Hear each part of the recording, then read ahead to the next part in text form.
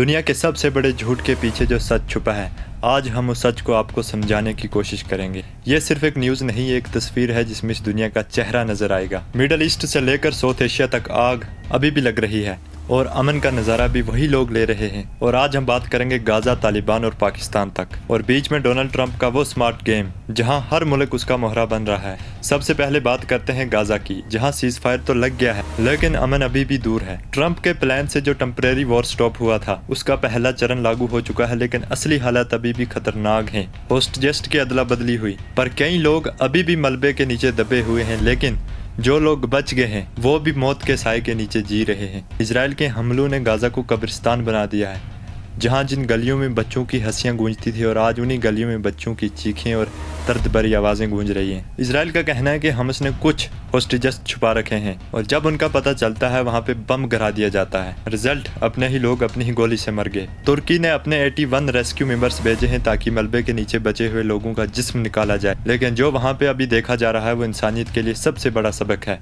ये मदद भी अब सियासत के नीचे दब गई है, जहाँ गाजा के लोग रोटी के लिए लाइन में खड़े हैं और लोग कॉन्फ्रेंस कर रहे हैं। अमेरिका का कहना है कि अमन चाहिए, लेकिन खुद प्लान बना रहा है गाजा में इंटरनेशनल फौज भेजने का। इस प्लान में शामिल होने के लिए अमेरिका ने Indonesia, UAE, Qatar, Azerbaijan invite किए हैं। खबर कह रही है कि पाकिस्तान, अजरबैजान और इंडोनेशिया सबसे ज्यादा एक्साइटेड है अपनी फौज भेजने के लिए। लेकिन सबसे इंटरेस्टिंग बात यह है कि पाकिस्तान को तो कोई बुला ही नहीं रहा, फिर भी उसका जोश सबसे ज्यादा है। अब रफा बॉर्डर के लिए और नए अपडेट आए हैं। अब की बार ईडी के साथ साथ लोगों का रास्ता खोलने की बातचीत भी चल रही है। शायद सबसे पहले जख्मी लोगों को या मरीजों को मिस्र ले जाया जाए इलाज के लिए। अमेरिका ने तो ये भी कहा कि गाजा से किसी को जबरदस्ती बाहर ना निकाला जाए और मदद के लिए पर्सन को हमस के इलाकों तक भेजना नहीं चाहिए। मतलब पैसा भी अब पॉलिटिक्स फिल्टर से गुजर रहा है। इस सीजफायर को मैं एक रात का लड्डू कहता हूँ। देखने में तो बहुत मीठा लगता है, लेकिन जैसे ही हाथ में लो वो बिखर जाता है। इजराइल के रक्षा मंत्री हर रोज आर्मी को तैयार कर रहे हैं और हुक्म दे रहे हैं और कह रहे हैं कि अगर जरूरत पड़ी तो गाजा को हमस से मिटा दिया जाएगा। अब जरा रुख करते हैं पाकिस्तान और तालिबान की तरफ, जहां जंग का माहौल अभी भी बरकरार है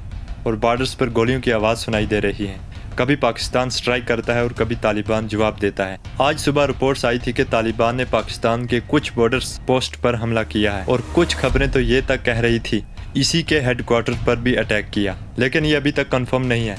और सच बात तो ये है कि दोनों तरफ से अभी तक भरोसा टूट रहा है। पाकिस्तान समझता है कि ये सब उसके खिलाफ एक प्लानिंग है, लेकिन असल में ये एक पॉलिटिक्स है जहां हर मुल्क अपना फायदा देखता है। अब तालिबान और पाकिस्तान दोनों एक दूसरे पर इल्जाम लगा रहे हैं और आम आवाम उस जंग के दरमियान फंस गई है। अब बात करते हैं अमेरिका के पुराने और सबसे चालाक लीडर्स की, डोनाल्ड ट्रंप। कल तक जिन्होंने पाकिस्तान के शहबाज शरीफ को प्योरिटी फील्ड मार्शल कहा था, आज वही डोनाल्ड ट्रंप नरेंद्र मोदी की तारीफों के पुल बढ़ रहे हैं। उनका कहना है कि मोदी उनके बहुत अच्छे दोस्त हैं और मोदी ने उसे वादा किया है कि भारत अब रशिया से तेल नहीं खरीदेगा, लेकिन भारत ने फौरन जवाब दिया, ना ऐसा कोई वादा हुआ और ना ऐसी कोई बात हुई। ट्रंप का असली गेम यहाँ समझना जरूरी है। ये आदमी हर मुल्क को अपना मुंह मीठा करके फंसा लेता है। एक तरफ तारीफ करता है और दूसरी तरफ अपना फायदा निकालता है। किसी दिन पाकिस्तान को हीरो बना देता है और अगले ही दिन इंडिया को माई बेस्ट फ्रेंड बना देता है। यही डोनाल्ड ट्रंप का स्टाइल है, सबके साथ दोस्ती, लेकिन असल बॉस बनना खुद चाहता है। ट्रंप ने भारत पर भी इल्जाम लगाए कि इंडिया रशिया से सस्ता तेल खरीदता है और महंगा बेचता है, लेकिन भाई हर देश अपना फायदा देखता है। भारत ने बिल्कुल सही कहा, हम अपनी जरूरत और हम अपने इंटरेस्ट के हिसाब से खरीदेंगे। आखिर ट्रेड है, क्लियरिटी नहीं। लेकिन ट्रंप की प्रॉब्लम यह है कि दुनिया उसके कहने पर नहीं चलती। वो चाहता है कि हर मुल्क मेरे सिग्नल पर चले, और जब ऐसा नहीं होता तो उसे जलन होती है। और सुनो, एक तरफ ट्रंप के प्लान से गाजा में सीजफायर हुआ, दूसरी तरफ से वही ट्रंप इजराइल को रेडी होने का सिग्नल दे रहा है। यही तो उनका डबल फेस है, एक हाथ से पीस और दूसरे हाथ से वार। और अगर हमस उसके प्लान की हर शर्त नहीं मानता तो नतीजा वही निकलेगा, या तो जंग दोबारा होगी या फिर खून और आंसुओं का सिलसिला फिर से शुरू होगा। आज हमस ने 2 इजरायली बंदूक के जिस्म वापस किए।